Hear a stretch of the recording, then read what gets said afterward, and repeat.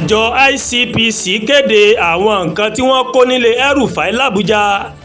Ẹbi El-Rufai ó mà ti ké gbàjarè. Àjọ ICPC tó ń gbógun ti ìwà ìbàjẹ́ ó mà ti ṣàlàyé àwọn nǹkan tí àjọ náà tó mà kó nílé gómìnà ìpínlẹ̀ Kaduna tẹ́lẹ̀ Nasir El-Rufai tó wà nílùú Abuja.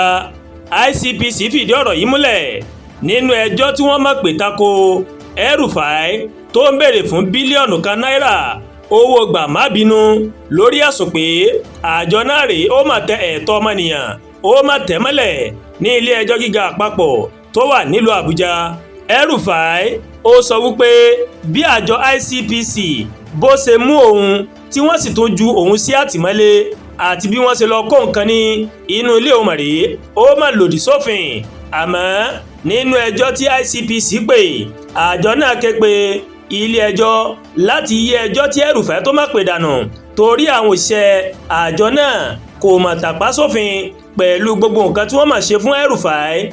ICPC ó ṣàlàyé pé àwọn ọlọ́pàá wọ́n má tẹ̀lé àwọn òṣìṣẹ́ àjọ náà lọ sí ilé El-Rufai àti pé ìyàwó rẹ̀ gan Adisa El-Rufai àti ọmọkùnrin rẹ̀ Mohammed El-Rufai ó wà nílé nígbà tí àjọ ICPC tó lọ sílé rẹ̀.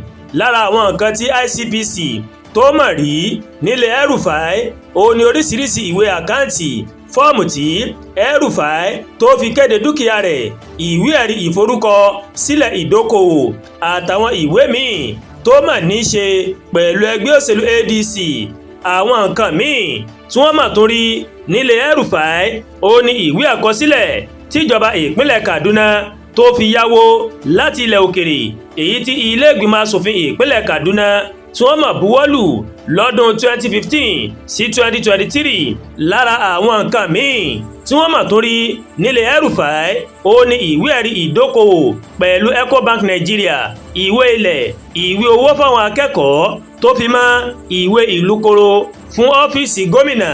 Àwọn nǹkan míì tí ICPC tó mà tó kó nílé El-Rufai ó ní ohun èlò kọ̀ǹpútà tí olóyìnbó ń pè ní flash drive 9, oríṣiríṣi ẹ̀rọ kọ̀ǹpútà MacBook, fóònù BlackBerry, Nokia 95, Toshiba, Samsung, Google Ideo àtàwọn nǹkan míì.